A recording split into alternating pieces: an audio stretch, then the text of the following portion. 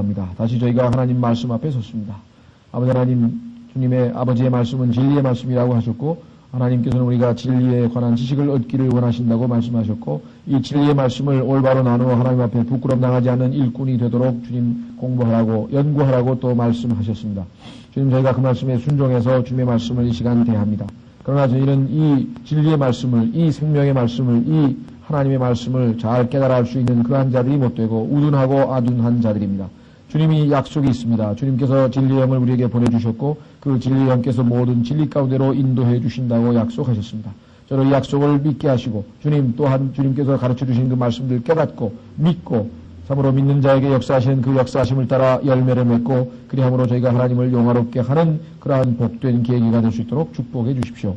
아버지 하나님, 동일하게 또 엠마오로 가는 성도들에게, 형제들에게 주님께서 하나님의 말씀을 풀어주실 때에 그들의 마음이 뜨거웠던 것처럼 저희에게도 이 세상이 맛볼 수 없는 그러한 참으로 뜨거운 기쁨을 이 하나님의 말씀을 공부하는 가운데 참으로 맛볼 수 있는 축복도 주님 함께 해주시기를 간절히 바라옵고 원합니다.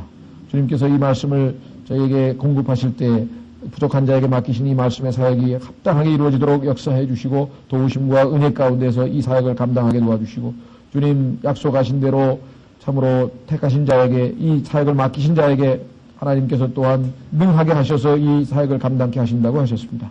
주님을 신뢰하옵고 주님 이 시간을 통해 주님은 영화롭게 되시고 우리 모두는 큰 유익되고 축복된 시간으로 인도해 주십시오.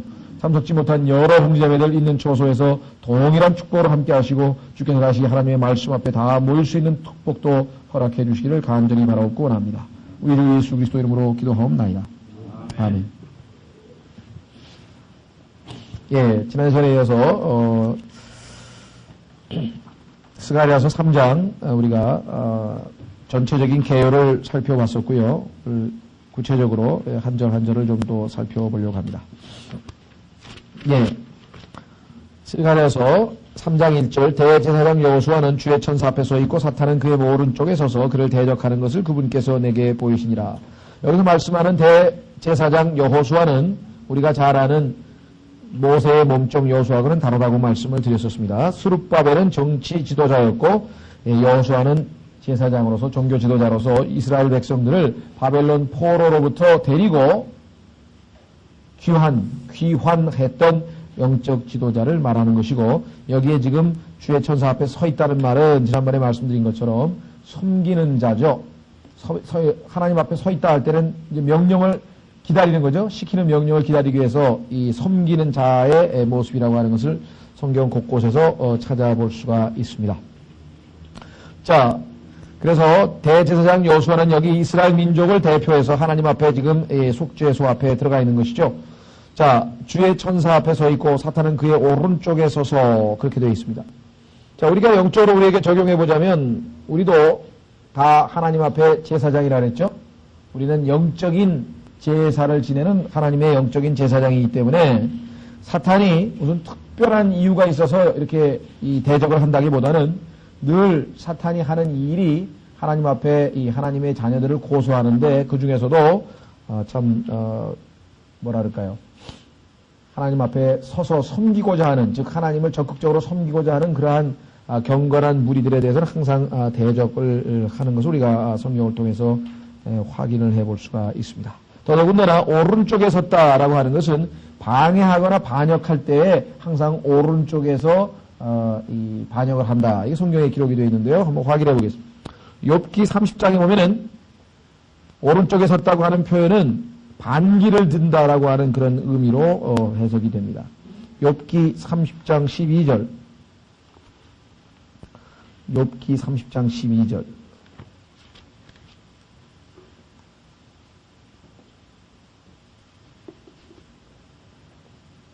자, 욥기 30장 12절에 보시면은요.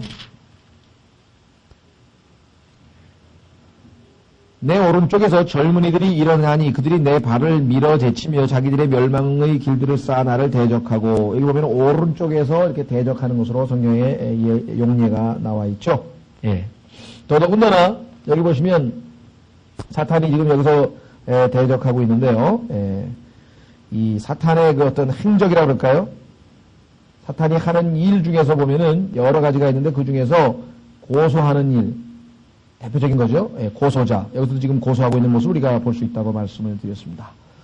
자, 또 한 가지 특징은 사탄이 굉장히 뭐랄까요, 뭐 긍정적인 의미에서 부지런하다는 얘기는 아닌데 하여간 가만히 있질 않습니다.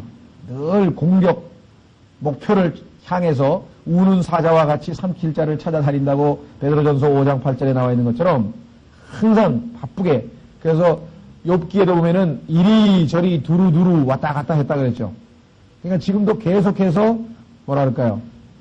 하나님께 영광을 돌릴만 하고 정말 그 사탄의 왕국의 어떤 이 치명적인 해악을 끼칠 만한 그런 능력 있는 그리스도인이라든가 경건한 그리스도인이라든가 하나님을 잘 섬겨보려고 결단하는 그리스도인이라든가 또 새로 처음 믿어서 이제 하나님 믿고 기뻐서 이제 막 그런 그리스도인이라든가 이와 같이 정말 이 목표물들을 늘 가지고 있는 것을, 대상을 찾고 있는 것을 우리가 확인해 볼 수가 있습니다.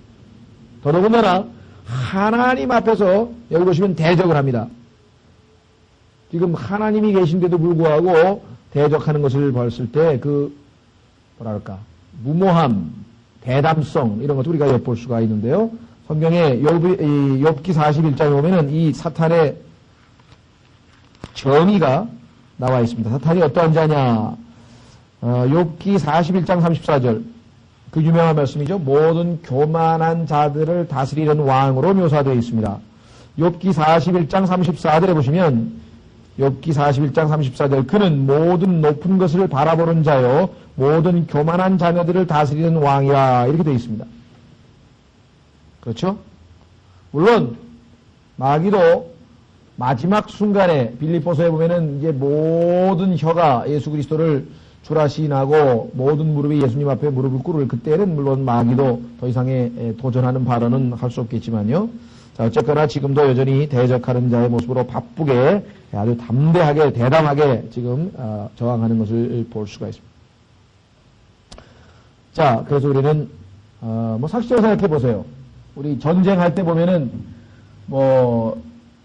이 점령을 한다. 어느 지역을 가서 점령을 할 때 보면은 무슨 뭐랄까, 놀이공원에 가서 군대가 무슨 진주한다거나 아니면 어디 문화시설에 가가지고 진주하거나 이런 건 없거든요. 가장 요충지, 그러면은 방송국이라든가 방송국, 언론사, 신문사죠. 그 다음에 정부기관 이런 것들을 빨리 접수를 해가지고 그 지역을 완전하게 장악을 하지 어설픈데 뭐 그런 데 가진 않는다 이게. 그래서 역설적으로 보자면 바울 같은 거물급은 평생 마귀에게 시달리는 거예요, 사실은. 그렇죠? 그러니까 우리는 얼마만큼 지금 잘못된 시각을 가지고 있냐면, 어떤 사람이 모든 일이 술술술술 잘 풀리고 축복을 받으면은, 야, 하나님께서 축복하셨다, 이렇게 생각을 하는 경향이 있고, 뭔가 안 풀리고 고난 가운데 있고 계속 무슨 일이 터지고 그러면, 야, 저 사람 뭐 하나님 앞에 큰 죄 졌나 보다. 이거는 인간이 아담으로부터 물려받은 속성입니다. 욥의 친구들이 바로 그런 스타일이잖아요. 근데 오히려 반대일 경우가 많대기예요. 거물급은 가만 안 둬둔다고 얘기해요. 지금 뭔가 터져도 계속 바울같이 계속해서 이 하나님의 나라의 확장에 아주 적극적으로 하여간 유익한 그런 사람들은 아주 많은 고난을 당한 것을 우리가 알 수가 있습니다. 그렇다고 해서 그런 거물급이 되기 위해서 일부러 또 고난을 자초하거나 그런 짓을 할 필요는 물론 없죠. 성경에 분명하게 말씀하시기를 자기 십자가를 지고 가라 그랬지, 하나님 주시도 않은 십자가를 만들어가지고 무슨 순교 컴플렉스에 걸린 것처럼 막 대단히 자기가 막 일을 더 엉망으로 만들어서 가족으로부터도 핍박받고 뭐 그다음에 뭐 직장에서도 핍박받고, 그거는 핍박이야. 성경에 보면 애매히 고난을 받으면, 하나님 때문에 애매히 고난을 받으면 그것은 합당한 일이지만 그게 아니고 자기가 문제를 일으켜가지고 쓸데없이 잘못해가지고 고난을 받는 경우도 종종 있는데요. 그리스도인의 고난의 대부분 아마 후자에 속하는 것 같아요. 하나님이 주신 십자가는 다 팽개치고 괜히 말도 안 되는 짓을 해가지고, 그렇죠? 아니, 숙제 안 하고 교회 가서, 예를 들면, 숙제 안 하고 교회 가서 봉사한다고 죽으라고 봉사해서 학교 가가지고 성적 나쁘고 뭐 그런 거에 대해서 그걸 뭐 부모로부터 야단 맞았다고 그게 박해라고 해갈 수 있나요? 그게 아니에요. 이 중고등학교 학생들도 잘못하면은 이 교회에 가서 살면서 아주 학업을 등한시하는 사람이 있어요. 우리 대학 때도 보면은 그 선교단체들이 그런 푸시를 가해가지고, 이 시험 때 들면, 아니지. 시험 때가 되면 시험에 든다. 그런 아주 유행어가 있었어요. 그 얘기는 뭐냐면, 시험이 돼서 대학생이니까 공부를 해야 될 거 아니에요. 자, 저 학생은 성실하게 수업도 참여하고, 모든 면에서 참 성적도 정말 모범생이고 훌륭하고, 그런데도 불구하고 참 남들 노는 여가에 다 복음도 전하고 성경도 읽고 모든 면에서 훌륭하다. 이래서 간증이 되지. 이게 뭐, 수업 시간에 보면 뭐 결석도 잘해. 시험도 엉망으로 봐. 이 뭐 모든 면에서 봤을 때 학생으로서 모범생이 아닌데 그 사람이 누구에게 가서 뭘 복음을 전하고 뭔 얘기한다고 먹혀 들어갈 리가 있습니다. 근데 저는 그래서 이 선교단체에서 제 윗사람한테 아주 좀 나쁘게 인상이 찍혔어요. 왜냐하면 저는 학생들 시험 때 되면은 제가 뭐 간사나 제가 해가지고 이렇게 가르쳤던 사람들은 다 열심히 공부하라 그랬지 무슨 교회 정 안 되면 수혈도 빠지라 그랬어요, 제가. 당장 내 시험이 급한데, 예를 들면, 물론 미리미리 해서 당연히 집회에 참석하는 게 원칙이지만, 정 부담이 되면 공부해라, 그때는. 근데 그게 아니라 막 그때도 그냥 교회에서 무슨 집회가 있고 뭐 전도지를 나눠줘야 되고 막 무슨 포스터를 붙이고 다니고, 그거 하고 돌아다니는 공부 안 했다는 거예요. 그리고 하나님 앞에 밤에 내일 시험 잘 보게 해주십시오. 누가 그런 기도가 통해요? 말도 안 되는 짓을 하는. 오늘 사회도 그렇잖아요. 이 사회에서 인정받지 못하는 게 뭐예요? 이 노동운동을 전문으로 하는 사람들 있잖아요. 노동조합을 만들어서 노동운동을 전문으로 하는데 지는 노동을 안 해. 그게 이상한 사람들이잖아요. 제일 대표적인 사람이 바로 이 노동자들을 위한다고 하는 엥겔스, 마르크스. 이 사람은 노동을 평생 해본 적이 없는 사람입니다. 씨도 안 먹혀 들어갈 얘기를 하는 거예요. 그렇죠? 내가 농부면은 농부로서 훌륭한 농부가 된 다음에 뭐예요?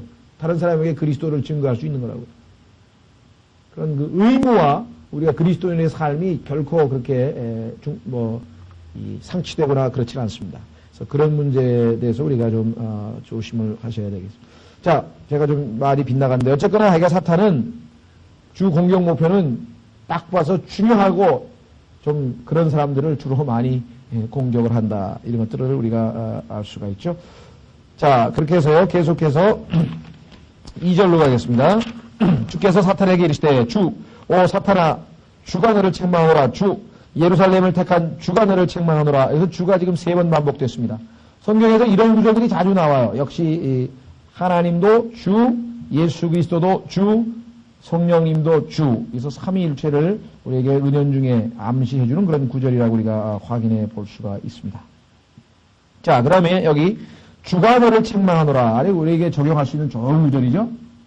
왜냐? 요즘에 뭘 잘 모르는 사람들은 내가 주 예수의 이름으로 명령하느니 뭐 마귀놈들아 나라 뭐 이런 식으로 기도하면서 이 축사할 때 보면은 주로 그렇잖아요. 내가 쫓는 게 아니라 여기 보면 주가 너를 책망하노라 그러지 내가 주의 이름으로 이렇게 해서 마치 자기가 주인공이 된 것처럼 그래서 능력 있는 사람인 것처럼 보이려고 하는 그것은 성경적으로 옳지 않습니다. 더더군다나 유다서에 보면은 역시 동일한 표현이 나와요. 유다서 한번 확인해 보겠습니다. 유다서에 보면은 하나님의 천사장 미가엘의 경우에도 직접 꾸짖지 않았습니다. 마귀를. 근데 요즘에 축사 현장에 저도 몇 번 가봤습니다만은 목사가 서 있고 이제 여기 이제 귀신 소위 말하는 귀신이라고 하죠, 그 사람들은. 귀신이 들린 사람 다 나와라 그러면 나와요 또. 줄 쫙 서요, 여러분. 욕부터 나가지.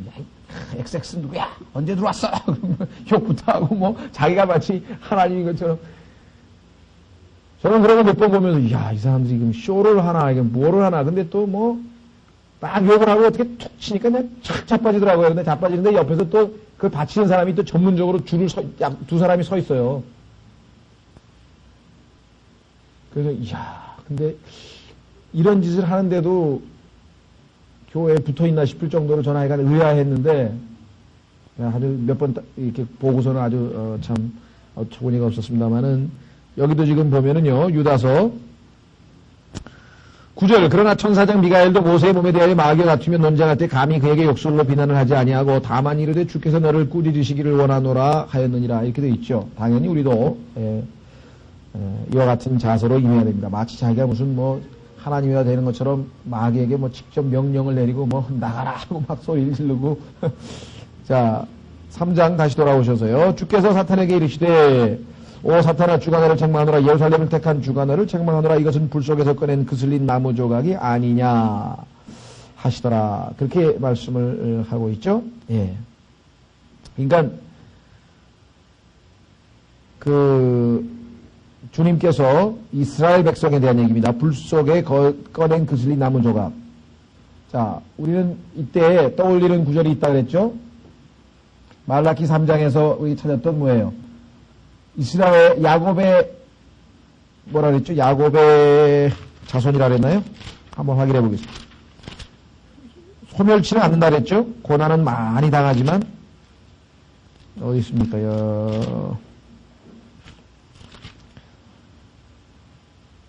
그 구절이 말라기 3장 6절입니다. 말라기 3장 6절 보시면 출애굽기에서 모세가 하나님 앞에 섰을 때에 타는 떨기나무, 타기는 타는데 불에 완전히 타질 않아요. 없어지지 않고 소멸이 안 돼요. 자, 이스라엘 역사를 상징하는 거라고 그랬죠. 늘 불시험 가운데 당하지만 하나님께서 늘 보호하셔서 약속대로 여기 나와 있죠. 6절에 나는 주여 변치 아니하는 자니 그러므로 너희 야곱의 아들들은 소멸되지 아니하였느니라. 그럼에도 불구하고 늘 어떻게 돼요? 불 가운데 출애굽기 보면 타고 있죠. 여기도 지금 나와 있어요. 불 속에서 꺼낸 그슬린 나무 조각이 아니냐. 이스라엘의 영적인 상태, 하나님 앞에 지금 심판, 그러니까 징계 이런 걸 받아서 우리가 베드로전서에서 나오는 불시험 가운데에서 늘 시험당하는 그러한 이스라엘의 모습을 우리가 보여주고 있습니다. 자, 3장 3절이요. 여호수아는 더러운 옷을 입고 그 천사 앞에 서 있더니, 여호수아는 대제사장이죠. 자, 비록 이스라엘 백성이 바벨론으로 포로로 잡혀가고 죄 가운데 있기는 했지만 하나님께서는 그의 신분을 여전히 유지시켰습니다. 그것은 뭐냐면 이방 국가들에 대한 제사장 국가로서의 기능을 말합니다. 지금 우리도 마찬가지죠. 지금 교회가 예수 그리스도의 몸된 교회가 이 세상 사람들에게 합당한 그러한 긍정적인 모습으로 지금 나타나 있지는 않죠. 우리 그리스도인들도 우리가 제사장이긴 하나 여전히 때로는 죄 가운데 있고 때로는 육신적인 행동을 한다 이 말이죠. 마찬가지로 그럼에도 불구하고 우리가 여전히 하나님의 아들인 것처럼 한번 택하시면, 한번 부르시면 후회하심이 없기 때문에 이스라엘은 여전히 하나님 앞에 지금 서 있습니다. 섬기는 자로서. 비록 더럽혀져 있기는 하나. 그렇죠? 자, 그래서요, 3장 3절, 여호수아는 더러운 옷을 입고 그 천사 앞에 서 있더니. 자, 이때 우리 이사야서 64장으로 가보시면 이스라엘이 자기가 더럽다고 하는 사실을 인식하고 깨닫는 장면이 나와요. 이사야서 64장의 그 유명한 구절인데요. 자, 이사야서 64장.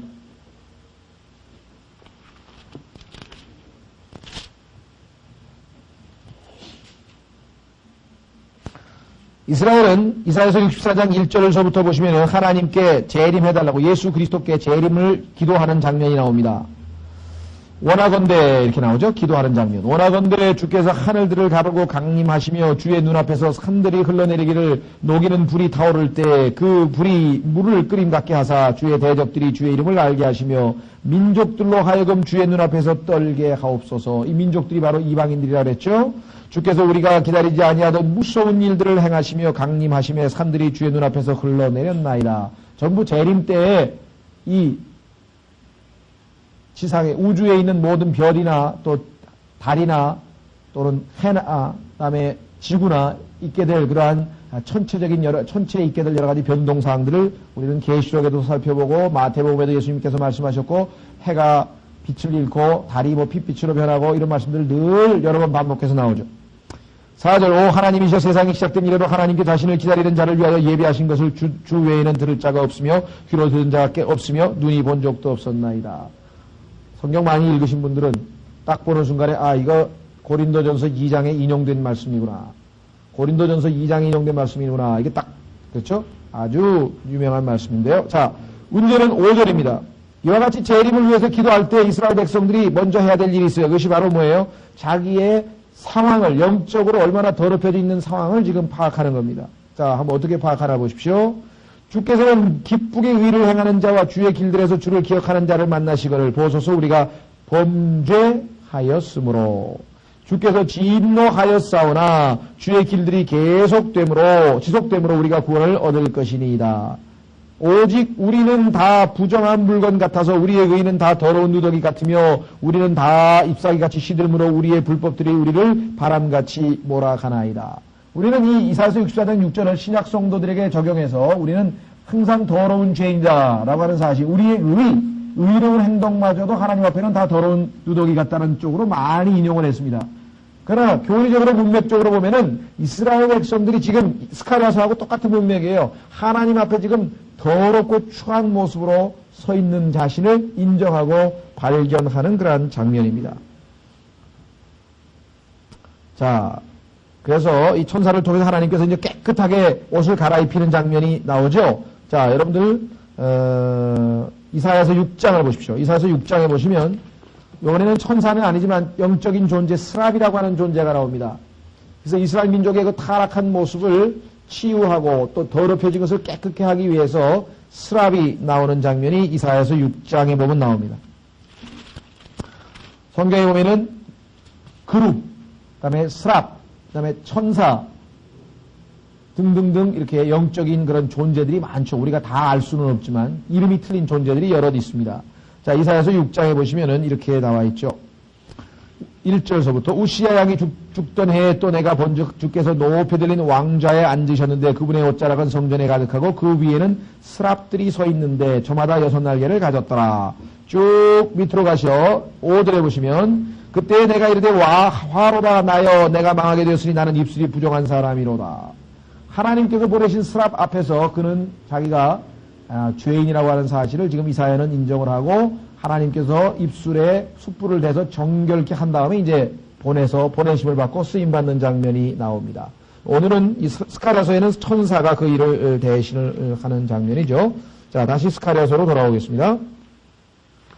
자, 3장 4절을 보겠습니다. 스가랴서 3장 4절. 그분께서 자기 앞에 서 있는 자들에게 대답하여 이르시되 그에게서 그 더러운 옷을 벗기라. 자, 모든 클렌징이라고 하죠. 우리가 정결케 하는 작업. 자, 신약에서는 에베소서 5장 27절에 말씀의 물로 씻어 그랬죠?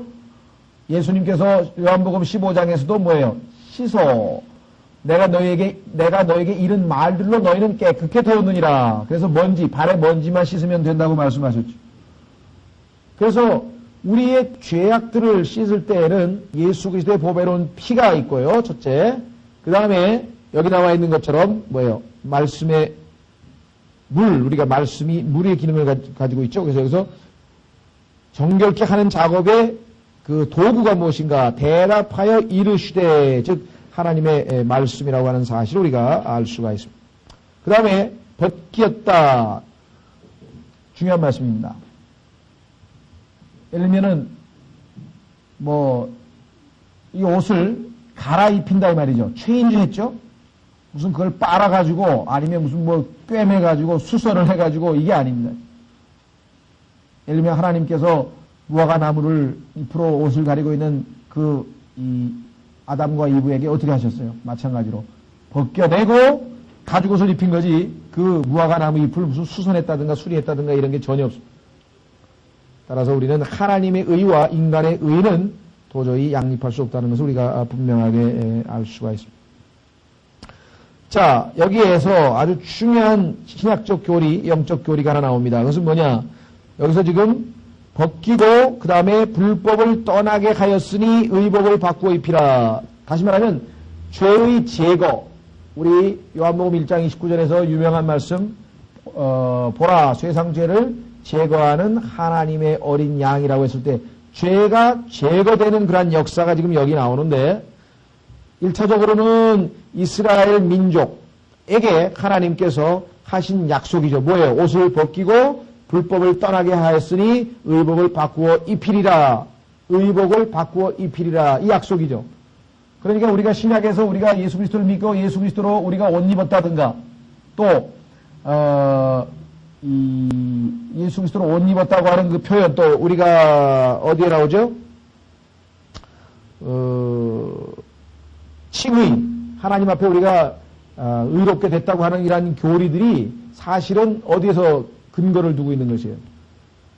여기 나와 있는 구약 성경에서 하나님께서 이스라엘의 죄를 제거하고 불법을 떠나가게 하시고 정결케 하는 그것이 우리의 신약 교리의 뿌리라고 하는 것이죠.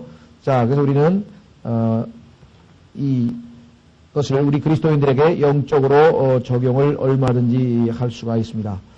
뭐 유명한 구절이지만 한번 확인해 보겠습니다. 요한복음 1장 29절. 그 유명한 심예인 요한의 선언이죠. 요한복음 1장 29절. 요한복음 1장 29절.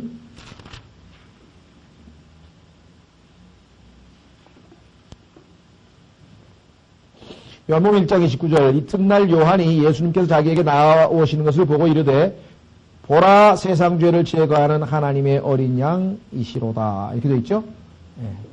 그래서 죄 제거에 대해서 우리는 이 하나님께서 이스라엘 민족에게 약속하신 것 의복을 바꾸어 입히리라라고 하는 이 구절을 통해 우리가 확인해 볼 수가 있습니다.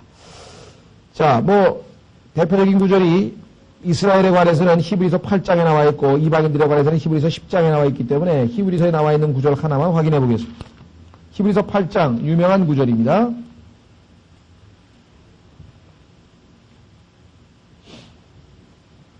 히브리서 8장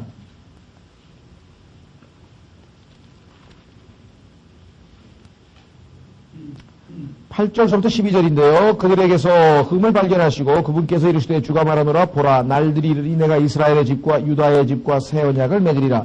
그런데 그 새 언약의 내용이요 쭉 내려가서 어디에 나오는 12절에 가면은 또 내가 그들의 불의에 대하여 긍휼을 베풀고 다시는 그들의 죄들과 불법을 기억하지 아니할 것임이라 하셨느니라 그랬죠. 자, 그러니까 이스라엘 민족에게 1차적으로 적용되는 구절인데, 자, 10장으로 가시면 이번에는 우리 그리스도인들에게 적용될 수 있는 구절이 나와 있습니다. 10장 16절. 자, 히브리서 10장 16절. 그날들 이후에 내가 그들과 맺을 언약이 이것이라. 자, 여기서는 지금 뭐라고 되어 있습니까? 그 언약의 대상이 아까는 누구였어요? 이스라엘 집과 유다 집. 이번에는 뭐예요? 아니죠. 그들과 맺을 언약이 이것이라. 주가 말하노라 내가 내 법들을 그들의 마음속에 두고 그들의 생각 속에 그것들을 기록하리라 하신 뒤에 또 내가 그들의 죄들과 불법들을 다시는 기억하지 아니하리라 하셨은즉 이제 이것들을 사면하셨은즉 다시는 죄로 인하여 헌물을 드릴 필요가 없느니라. 신약적 적용을 여기서 우리가 히브리서 10장에서 확인해 볼 수가 있습니다. 자, 다시 계속해서 스가랴서 3장으로 갑니다.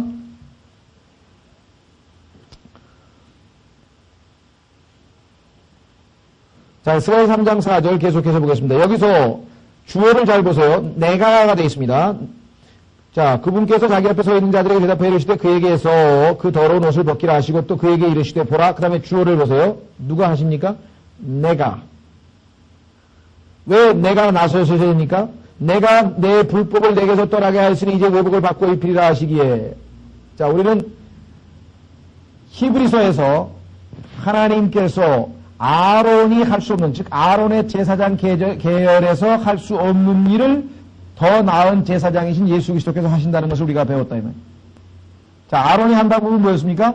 짐승을 잡아서 그 피로 하나님 앞에 속죄를 한 것이죠.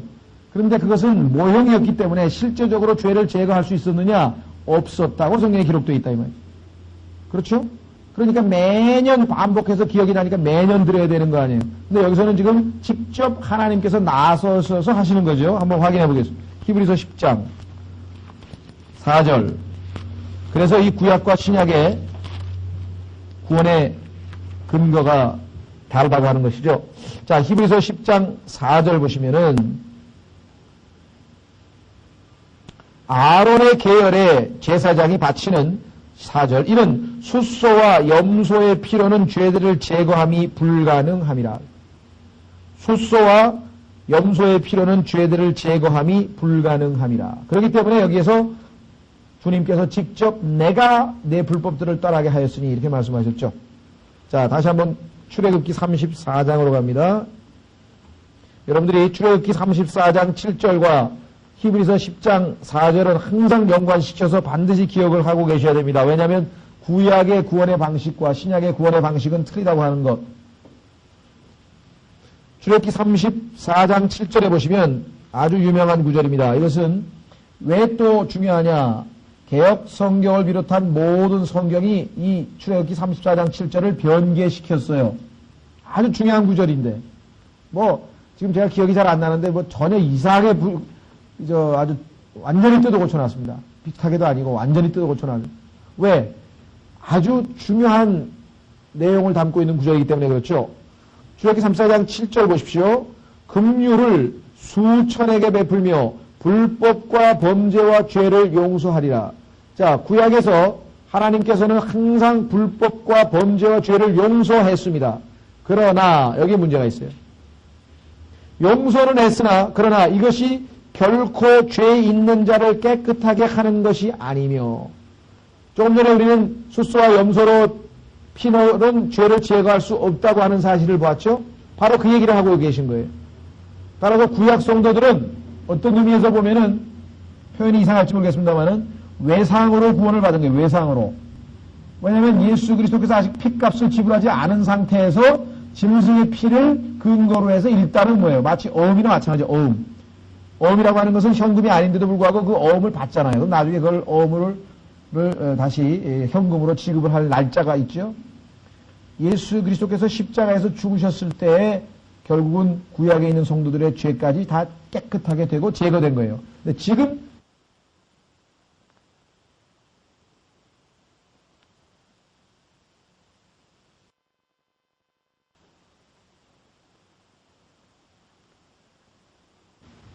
자, 그래서 다시 내가 내 불법을 내게서 떠나게 하였으니 이제 의복을 바꾸어 입히리라. 아까 말씀드렸습니다. 창세기 3장 21절에 하나님께서 가죽옷으로 바꾸어 입힌 거나 마찬가지라고 했습니다. 자, 3장 5절 내가 이르되, 자, 이 내는 누굽니까? 이것은 스가랴입니다. 지금 하나님께서 환상을 보여주고 있는 사람이에요. 스가랴. 때로는 이와 같이 하나님께서 말씀하시는데 그 하나님의 마음에 합당한 내용을 하나님의 일꾼이나 종이 대신하는 경우가 종종 있어요. 신약으로 치자면은 바울이 고린도전서에서 글을 쓰는데, 편지를 쓰는데 뭐라고 했냐면 이것은 주의 명령이 아니라 내가 하는 얘기다 이렇게 썼단 말이에요. 근데 하나님께서는 바울이 하는 얘기지만 그걸 하나님 말씀으로 인정을 해서 고린도전서에 기록을 해놓으셨다니. 그런 경우가 종종 있죠. 여기도 지금 그와 유사한 것입니다. 내가 이르되, 하나님께서 억셉트를 했어요. 그들로 하여금 그의 머리 위에 아름다운 관을 씌우게 하소서 하매, 이건 누가 한 거예요? 기도를 스가랴가 한 거거든요, 사실은. 그런데 하나님의 마음에 딱 맞는 기도를 한 거죠. 그래서 하나님께서 억셉트를 하고 뭐예요? 그들이 그의 머리 위에 아름다운 관을 씌우며 옷을 입히고 주의 천사는 곁에 서 있더라. 이 하나님이 명령한 게 아니잖아요. 만약에 하나님께서 관을 씌워라 이렇게 했어야 되는데 사실은 어떻게 됐어요? 스가랴의 기도가 마치 하나님의 명령과 일치하는, 바울도 이것은 내 의견이지만 하고 했는데 하나님이 네 의견이지만 내 마음하고 내 생각하고 똑같기 때문에 내가 하나님의 말씀으로 인정해주겠다 이렇게 써놨대, 기록에는. 그렇죠. 정말 하나님께서 아주 훌륭하게 쓰는 그러한 일꾼들의 모습, 때로는 하나님께서 이와 같은 상황이 허락이 되기도 하는 것입니다.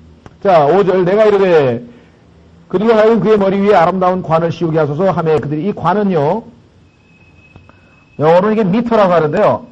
무슨 소리냐면은, 지금 교황이 그 관을 흉내내서 쓰고 있잖아요. 교황이 쓰고 있는 그것이 바로 지금 이 유대인들, 대제사장이 쓰고 있던 그거를 흉내내서 만든 겁니다. 사실은 그것은 이교도의 그 제사장들이 머리에 썼던 거죠. 그러니까 모양이 좀 틀리죠? 구약에 나와 있는. 그러나 하여간 흉내는 관이라고 하는 것은 항상 왕관을 상징하는 거니까, 그래서 여기다가 주께 거룩하게 이렇게 해서 거룩히 하고, 아론은 그 관에다가 그렇게 붙이고 하나님께 나아갔죠. 자, 그래서 이 관은 바로 대제사장이 쓰는 그 관을 얘기하고요. 하며 그들이 그들의 머리 위에 아름다운 관을 씌우며 옷을 입히고, 자, 이 옷은 여러분들 대제사장이 입는 그 옷 종류 많죠? 이름도 참 읽어도 성경을 아무리 읽어도 그거는 머릿속에 뭐가 정리가 안 돼요. 복잡하게 가지고 뭐 출애굽기 여러분들 한번 기회가 있으면 공부를 저도 한번 자세하게 하려고 그래요. 지금 성경 읽을 때마다 머릿속에 그림이 잘 그려지질 않아요. 이게 어떻게 되는 옷인가? 하여간 뭐 붙이고 뭘 붙이고 또 안에다 보이고 뭐 에봇을 입고 뭘 입고 막 흉배를 붙이고 뭐 보석을 달고 뭐 줄을 달아서 이렇게 또 양쪽에다 쇠사슬로 매고 그랬는데 물론 이제 여러분들이 성경 참고서 같은 데 보면은 그림으로 그려진 걸 보면은 이제 이런 것이구나 하고는 이렇게 한눈에는 알 수가 있죠, 물론. 예. 자, 이 문제는 이 문제를 여기서 다 다루게 되면 너무 길기 때문에 우리가 여러분들이 출애굽기 꼭 한번 읽어보세요. 28장에 보면은 그 옷 입는 장면이 나오고요. 그래서 그 출애굽기 28장에 자세한 대제사장의 입는 머리에 쓰는 것과 입는 것을 한번 좀 확인을 하면 좋겠습니다. 자, 5절의 사역 내용은 무엇인가? 자, 1절에 어떻게 됐습니까? 대제사장 앞에 지금, 대제사장이 주 앞에 지금 주의 천사 앞에 서 있습니다. 자, 여기, 이때 사역의 내용은 뭐냐면, 백성들을 대신해서, 그렇죠? 전 이스라엘 백성들을 대신해서 지금 어떻게 나가 있는 거예요? 하나님 앞에 가서 서 있는 거예요. 그래서 하나님이 속죄를 하고 죄사함을 받으면 전 민족이 다 소위 말하면 구원을 받는 거예요. 근데 이번에는 그게 아니고 깨끗하고 정결하게 된 상태입니다. 그러면 어떻게 되겠습니까? 이제는 하나님으로부터 깨끗하게 정결하게 됐으니까 그 다음에는 백성에게로 나아가서 어떻게? 하나님을 대신해서. 자, 우리가 지금 성경에 고린도후서 5장 21절에 그리스도를 대신한 대사라 그래, 대사. 그렇죠? 마치 국가를 대신해서 대사가 뭐 부시 대통령 앞에 가서 신임장을 제정하고 이렇게 인정받고 하는 것처럼 우리가 예수 그리스도를 믿고 거듭나서 하나님의 자녀가 된 다음에는 이제는 어떻게 해야 돼요? 하나님을 대신해서 그리스도를 대신해서 사람들에게 나아가서 사역을 하는 거죠. 말씀을 증거하고 알려주는 것처럼 여기서도 지금 사역의 방향이 바뀌었어요. 아까는 백성을 대신해서 하나님 앞에 서 있는데 이번에는 거꾸로 백성에게로 하나님을 대신해서 나오고 있는 그런 모습을 우리가 볼 수가 있습니다. 자, 그렇게 해서요. 3장 6절 주의 천사가 여호수아에게 단언하여 이르되. 자, 우리말로는 단언한다는 얘기인데요. 사실 영어로 보면은 여러분들이 이게 프로테스트로 돼 있어요. 프로테스트. 그럼 우리가 프로테스트 하면 딱 떠오르는 게 뭡니까? 뭐예요? 프로테스탄트들이 반항하는 거죠. 반항. 그래서 우리는 프로테스트 한다 그러면 벌써 우리에게 딱 들어오는 의미가 부정적인 의미가 들어와요. 그렇죠? 프로테스트 한다 그러면 나쁜 의미로 들리지 좋은 의미로 잘 안 들리잖아요. 반항한다는 뜻으로 쓰인대요. 그래서 카톨릭 사람들이 프로테스탄트라고 붙인 이유는 카톨릭의 권위에 반항하는 자들이라고 해서 반항자라고 해서 원래는 나쁜 의미로 붙인 거란 말이에요. 근데 실제로 원래의 이 프로테스트라고 하는 단어의 의미는 그런 뜻이 아닙니다. 당당하게 담대하게 선포한다는 뜻이에요. 그래서 원래는 긍정적인 의미를 갖고 있던 단어가 이 부정적인 의미로 바뀌었습니다. 왜곡 변질인데요. 이것은 우리가 늘 말씀드리는 모든 것이 다 어떻게 된다 그랬어요? 이 지상에 있는 모든 물질적인 것은 다 낡아져 간다 그랬고, 도덕적으로, 인격적으로도 우리도 다 타락해 간다 그랬고, 인간도. 교회도 계속 타락해 간다 그랬고, 이 세상에 있는 모든 것은 위를 향한 게 아니라, 위쪽으로 전진해서 향상되는 게 아니라, 다 아래쪽을 향해서 가는데, 하나님의 말씀만이 우리를 때로 일으켜 세워서 우리가 신앙을 유지하고 주님을 붙들고 살아간다고 했습니다. 마찬가지로 인간의 언어도 나중에 가면은 지금은 엄청 타락되어 있어요. 왜냐? 나중에 순수한 언어를 되돌려 주신다고 성경에 기록되어 있어요. 한번 확인해 보겠습니다.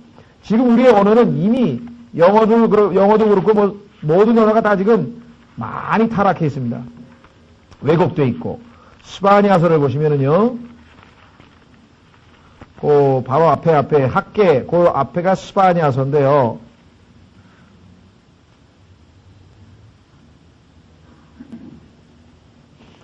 스바냐서 3장 9절에 보시면 이렇게 되어 있습니다. 예수님께서 이제 재림하셨을 때 9절, 그때 내가 그 백성에게 순수한 말을 돌려주어. 그때 내가 그 백성에게 순수한 말을 돌려주어. 이렇게 기록되어 있습니다. 우리는 이 프로테스트란 단어는 원래는 좋은 의미의 단어인데 오늘날 나쁘게 쓰인다는 것도 참고로 그냥 하시고요. 자, 3장 7절로 가겠습니다.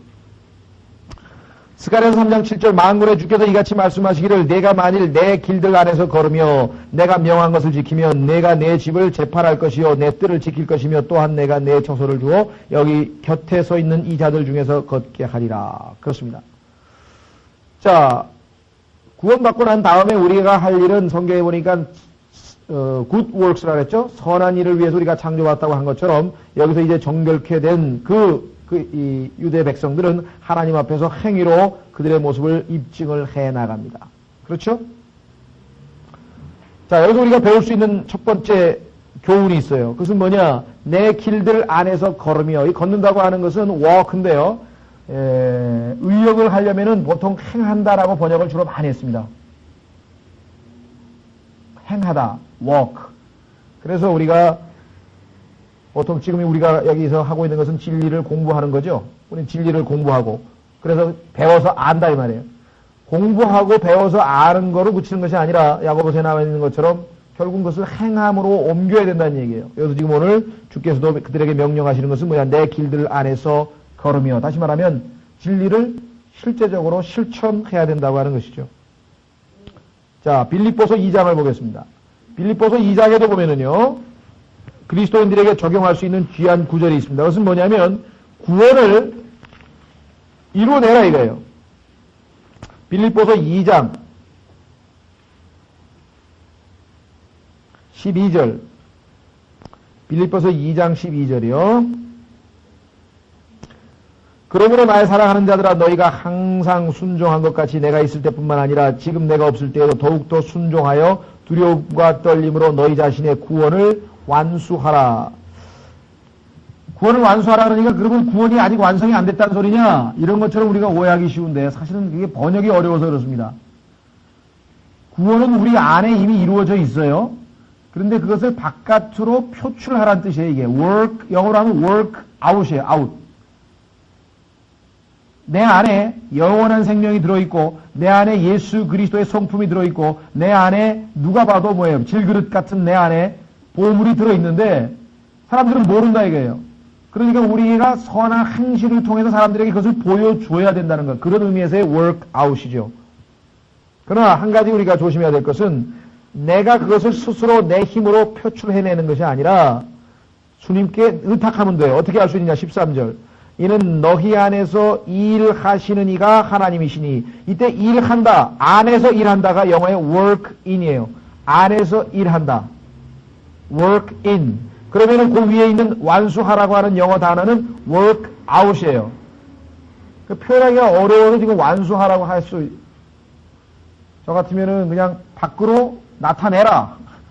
그렇게 할 수 없이 번역을 어색하더라도 할 수밖에 없을 것 같아요. 왜냐하면 work in과 work out을 맞춰줘야 되기 때문에. 우리말의 한계입니다만은 그 내용과 지금 내 길 안에서 걸으라고 하는 스가랴서의 말씀하고는 동일한 의미죠. 자, 두 번째는요, 여기 보시면 내가 명한 것을 지키면, 하나님께서 명한 것이 있어요. 그것이 우리는 뭐라 할까요? 뭐 일이라고 하죠. 일. 하나님께서 우리에게 맡겨주신 임무, 사명.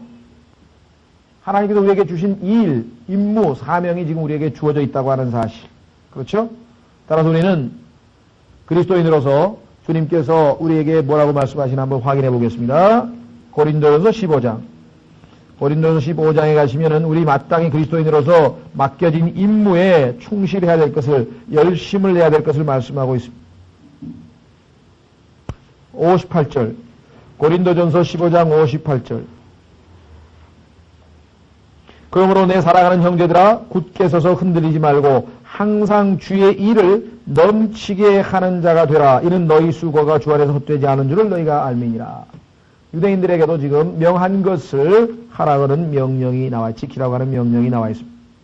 그 다음에 세 번째, 다시 스가랴서 3장 7절로 오시면은요, 얻을 수 있는 교훈은 무엇인가? 거기에 나와 있죠.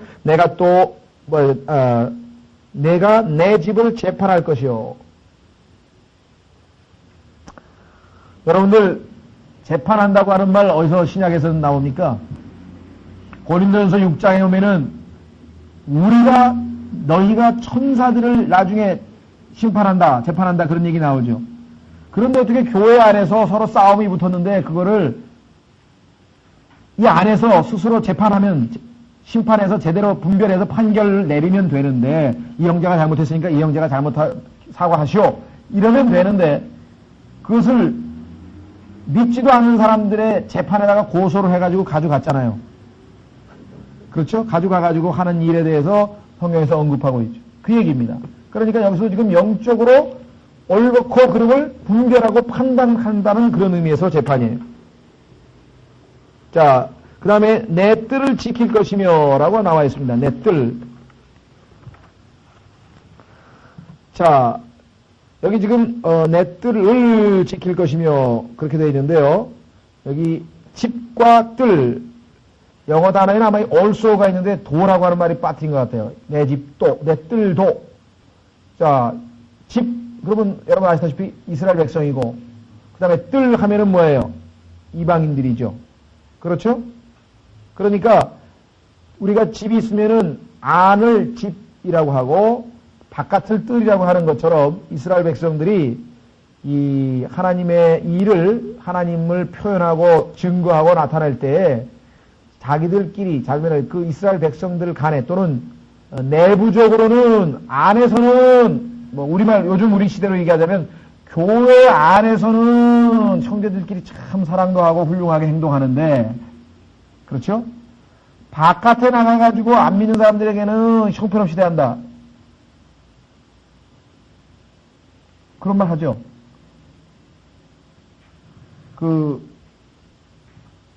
뭐라 그랬다더라? 어떤 교회 다니시는 분이 붕해를 해가지고 교회에서 아마 뭐 숙식을 하면서 아마 2주일 동안을 먹고 자면서 아마 이제 했던 모양이에요. 같이. 이제 그렇게 아마 무슨 기도원에 가서 했는지 어쨌는지. 그러니까 수련회가 다 2주간 끝나는데, 이제 소위 말하면 집회가 다 끝났는데, 안 갔으면 좋겠다 그러더니. 안 갔으면 좋겠다. 아, 왜 그러시냐고. 그랬더니, 우리 남편은요, 교회에서는 찬송 부르고 너무너무 훌륭한데, 집에만 가면 엉망이라는 게 집에만 가면 엉망이에요. 그러니까 안 갔으면 좋겠다 그러더래요. 우리 주변에서 그런 얘기 많이 듣잖아요. 아주 교회 안에서는 정말 누가 봐도 모범생이라 그러는데 바깥에 나가면 아니라 그런 경우가 뭐 흔히 듣는 소리 아니겠습니까? 자, 그래서 우리는 그렇게 하면 위선자가 되는 거 아니에요. 똑같이 행동해야지. 여기 그럼 교회 안에서는 걸음걸이서부터 다 이게 완전히 위장했다는 소리밖에 더 되냐, 연극한 것밖에 더 되냐 이거죠. 내가 교회에서 자연스럽게 행동하는 거나 밖에서 다른 사람, 안 믿는 사람과 또 그런 사람들과 대화하는 모든 거나 이 rule of conduct, 행동 규범이 같아야지 여기선 이렇게 하고 여기선 저렇게 한다는 게 있을 수가 없잖아요. 우리는 그래서 바로 이 뜰이 바로 그와 같은 의미를 갖고 있습니다. 집뿐만 아니라, 집 안에서뿐만 아니라 마찬가지, 뜰에서도 마찬가지. 자, 그래서 그렇게 하면은 어떻게 되겠습니까? 또 내가 내게 초소를 주어 여기 서 있는 이 자들 중에서 걷게 하리라. 이 자들은 누군가? 우선 1차적으로 4절에 그분 앞에, 자기 앞에 서 있는 자들이라고 우리가 보면 되겠죠. 8절, 오 대제사장 여호수아야, 너와 내 앞에 앉은 내 동료들은 이제 들을지니 이들은 기이 여겨지는 자들이니라. 이들이 누구냐면 바로 지금 곁에 서 있는 이자입니다. 7절 끝에 있는 자들이죠. 곁에 있는 이자들 중에서 걷게 한다 그랬는데 그 자들은 어떤 사람들인가? 아주 기이한 자들이라. 기이히 여겨지는 자들이라. 자, 왜 기이히 여겨지는가? 모르죠, 1차적으로는. 왜냐하면 하나님께서 기이하게 여겨지는 자리라고 표현했으니까 그들이 구체적으로 어떤 사람인지는 우리가 알 수는 없지만 역사적인 적용을 해보자면 바로 다름 아닌 이스라엘 백성일 가능성이 높다. 왜? 이방인들이 가만히 보니까 하나님의 백성이라 그래가지고 출애굽을 했어요. 출애굽을 해가지고 막 홍해를 건너고 막 엄청난 체험을 한 민족이거든요.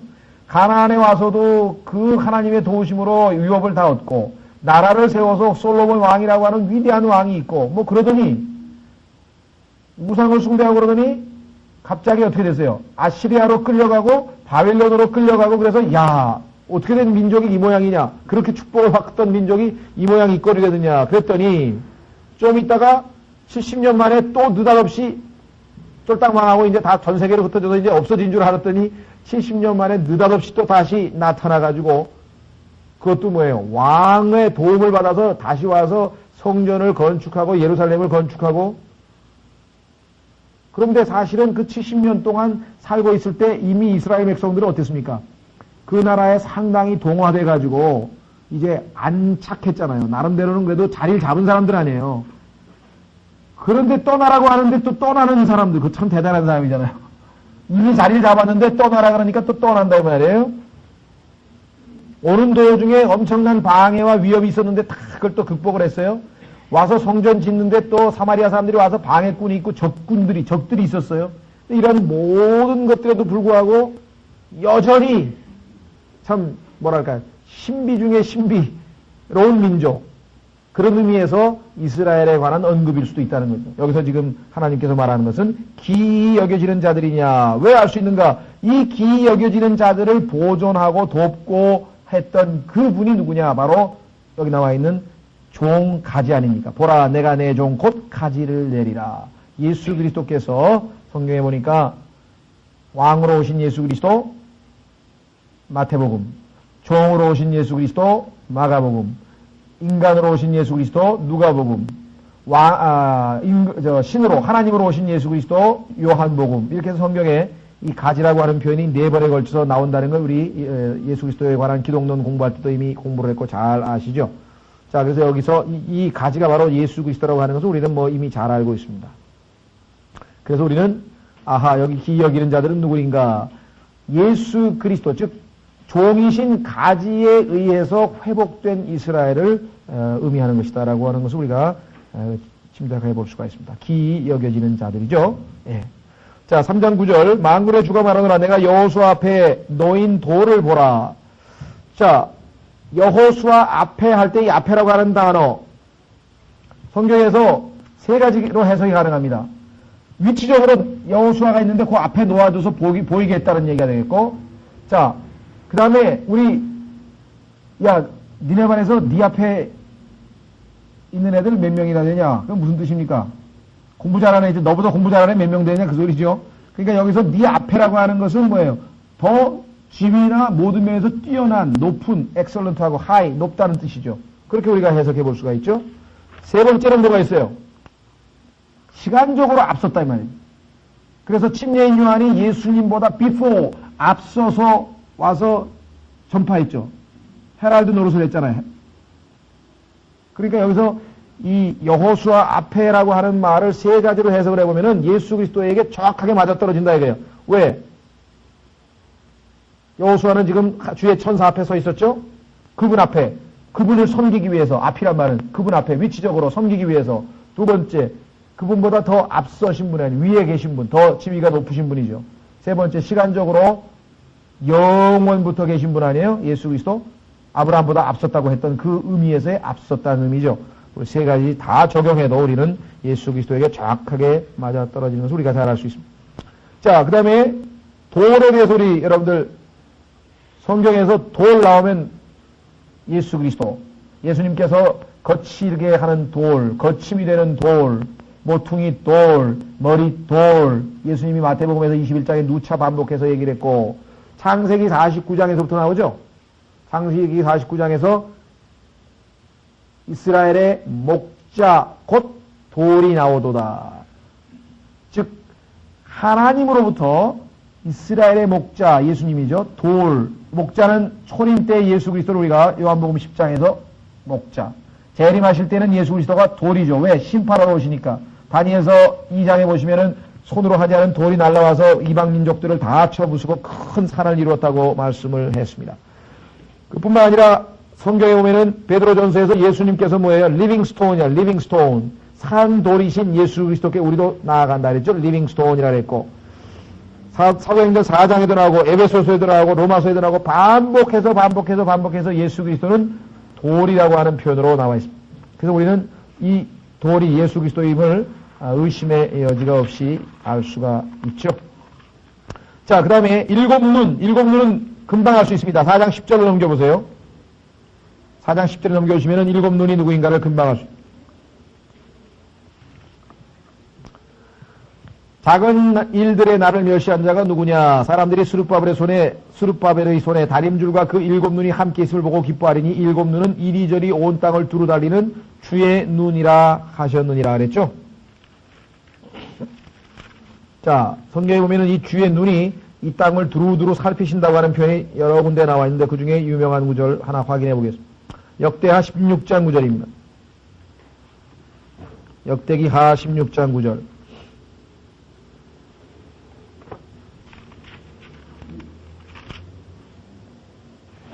역대기하 16장 구절 아주 유명한 구절입니다. 주의 눈은 이리저리 온 땅을 두루 다니사. 주의 눈은 온 땅을 이리저리 두루 다니사. 나중에 알고 보니까 이 일곱 눈이 누굽니까? 성령이죠. 하나님의 영을 일곱 눈이라 했어요. 하나님의 영을 일곱 눈이라 했대. 완전한 마음으로 자신에게 향하는 자들을 위하여 자신의 강하심을 보이시나니. 누가 하나님의 마음에 들게 하는가를 살펴보고 계시는데 이 일로 왕이 어리석게 행하셨을 즉 이제부터 왕에게 전쟁이 있으리다 하매 여기서 지금 하나님께서 자 감독자처럼 모든 것을 지금 쫙 한눈에 내려다보고 있습니다. 누가 잘하는가. 마치 공사 감독이 지금 이 건축공사에서 일일이 모든 것을 다 살펴서 나중에 확인하는 것처럼 하나님께서 지금 다 감독하고 계십니다. 뿐만 아니라 계속해서 쉼없이 계속해서 지금 이 일들을 수행하고 계셔요. 그래서 성경에서 보면은 졸지도 주무시도 아니하신다고 성경에 말씀하고 있죠. 예. 자, 그러다가 주님께서 이제 이 눈으로 모든 사역을 다 완성해서 하나님의 거처가 딱 예루살렘에 이제 정착이 되면은 이제 마지막에는 이제 안식을 하시죠. 자, 그런데 이 눈이 어린 양과 관련지어서 계시록 5장 6절에 나옵니다. 한번 확인해 보겠습니다. 계시록 5장 6절에 보면은 어린 양과 관련지어서 이 하나님의 눈이 나와요.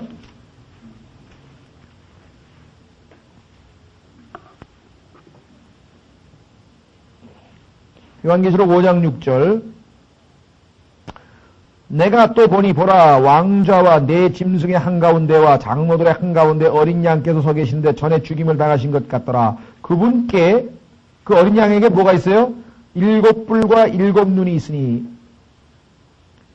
이 눈들은 온 땅에 보내심을 받은 하나님의 일곱 영이더라. 여러분들 예수님께서 말씀하시지 않았습니까? 내가 아버지께로 다른 위로자들을 어떻게 받아서 보내겠다고 말씀하셨죠? 예, 그래서 우리는 일곱 눈, 주의 눈, 이것이 일곱 영, 하나님의 일곱 영이라고 하는 것을 알 수가 있습니다.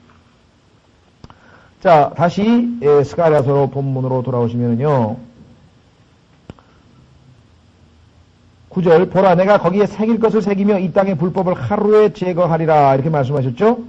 자, 아까는 개인적인 그 죄악들을 불법을 제거했습니다. 4절에서 불법을 떼게서 떠나게 해서 의복을 입힌다. 이번에는 땅이죠. 땅. 아까는 개개인, 이번에는 땅. 그렇게 해서 완전히 이제 정결케 되는데 하루에 제거하리라 라고 성경에 말씀합니다. 하루에 단번에. 그래서 이제 이스라엘 민족과 이스라엘이 살고 있던 그런 땅 불법을 하루에 온전히 제거하셨습니다. 자, 이 문제는 여러분들이 주님께서 오실 때에 이스라엘의 모든 죄악을 제거하신다고 하는 표현이 여러 군데 있는데 그 중에 두 구절만 찾아보겠습니다. 바로 스가랴서 보시면은 스가랴서 13장 1절 스가랴서 13장 1절 그날의 죄와 더러움을 씻기 위한 셈이 다윗의 집과 예루살렘의 거주민들을 위하여 열리리라. 유명한 구절이죠. 그 다음에 사도행전에 가면은 주님께서 바로 약속하신 사도행전 3장 한번 확인해 보겠습니다. 사도행전 3장에 하나님께서 이스라엘 백성들의 죄악을 다 제거하시겠다. 사도행전 3장 19절 그런즉 너희는 회개하고 회심하라. 그리하면 새롭게 하는 때와 주의 눈앞에서 이를 때 너희 죄들이 말소될 것이요. 너희 죄들이 말소된다고 했는데 미래적 이야기로 나와 있죠. 이스라엘 민족의 죄가 말소될 것을 분명하게 말씀하고 있습니다. 자, 다시 스가랴서로 돌아오시면은요, 예, 결론을 내리겠습니다. 이 땅의 불법을 하루에 제거하시리라. 10절. 만군의 주가 말하노라. 그날에는, 자, 예수 그리스도께서 이 땅에 오셔서 천년 왕국을 이루시는 거죠. 왜? 불법이 제거됐으니까. 이스라엘의 그 순서, 이스라엘을 한번 보세요. 처음에 어떻게 됩니까? 처음에 하나님께서 다 흩어진 민족을 지금 바벨론에서 데려다가, 마지막 때도 마찬가지죠. 1948년 이후로 유대 백성들은 지금 다 유대인으로 예루살렘으로 모이고 있죠. 그 다음에 어떻게 됩니까? 정결케 하고, 여기 나와 있어요. 지금 불법을 제거했잖아요. 그렇게 되면은 하나님께로 완전히 뭐예요? 돌이켜져. 이거 회심이라고 그러죠. 회심. 자, 회심이 일어나서 하나님께로 돌아오게, 마음이, 몸만 돌아오는 게 아니라 이제 마음이 완전히 돌아오게 되면 예수님께서 그들을 백성으로 해서 천국을 세우셔서 다스리게 되실 거 아니겠습니까? 그때를 얘기합니다. 그날에는 이 천년왕국이 시작이 됩니다. 그날에는 어떻게 됩니까? 너희가 각각 포도나무와 무화과 나무 아래로 자기 이웃을 부르리라. 이스라엘 백성이 최고로 번영하는, 그래서 이방 민족들이 이스라엘 백성들을 섬기는 그러한 모습을 우리가 확인해 볼 수가 있습니다. 따라서 이 땅에서는 이스라엘의 불법이 완전히 떠나고 이스라엘의 하나님께 회개하고 돌아오기 전에는 이 땅에는 민족들 간의 여기 화평, 조화, 포도나무와 무화과나무 아래로 자기 이웃을 부리는 이 땅의 화평, 평화는 있을 수가 없다는 얘기. 오늘날 인간들끼리 바벨탑에서부터 시작해서 또 바벨론 제국, 그 다음에 전 세계 제국이 여러 번 나타났었고요. 다니엘서에. 그 다음에 오늘날 유엔에 이르기까지 인간들끼리 모여서 하나님 앞에 그 하나님을 제거한 채 화평과 평화를 누려본 적이 없다는 것이. 여기서 지금 분명하게 그날에는 이스라엘의 불법이 다 용서받고 하나님께서, 예수 그리스도께서 이 땅에 오신 그때부터 시작해서 그야말로 민족들 간의 참 화평과, 여기 조화롭잖아요. 포도나무와 무화과나무 아래로 자기 이웃을 부르라. 이웃들끼리의 어떤 합당한 관계가 다 회복이 됩니다. 지금 뭐 외교 관계 뭐 이런 것들은 다 치열하게 다 어떤 자기 민족의 이익을 위해서 지금 다 뭐 형식적으로 무슨 외교 관계를 맺고 뭐 그렇게 하는 것이지, 실제적으로 국가 간의 참된 이웃, 요즘에 설린 정책 뭐 많이 쓰는데 설린이라고 하는 것은 그건 이빠른 소리 없죠. 다 정말 누가 누구를 먹고 먹히느냐 하는 문제 아니겠습니까, 지금? 지금 일본한테 한번 된통 얻어맞았는데요. 뭐 그게 이상할 게 있어요. 원래부터 일본은 그랬잖아요. 그 사람들이 뭐 언제 뭐 진짜 뭐 우리나라 뭐 합방한 거에 대해서 무슨 뭐 진짜 미안하게 생각한 적이 어디 있었습니까? 자, 그래서 우리 이 포도나무, 무화과나무, 여러분 잘 아시는 것처럼 이스라엘 민족을 예표하고 있습니다. 그래서 이스라엘 민족 아래로 자기 이웃들을 불러서 조화로운, 그야말로 평강의 왕이 다스리는, 의의 왕이 다스리는 그러한 천년 왕국의 모습이 지금 3장 10절에 나와 있습니다. 예, 그래서 다음 시간에 4장서부터 공부하겠습니다. 쉬었다가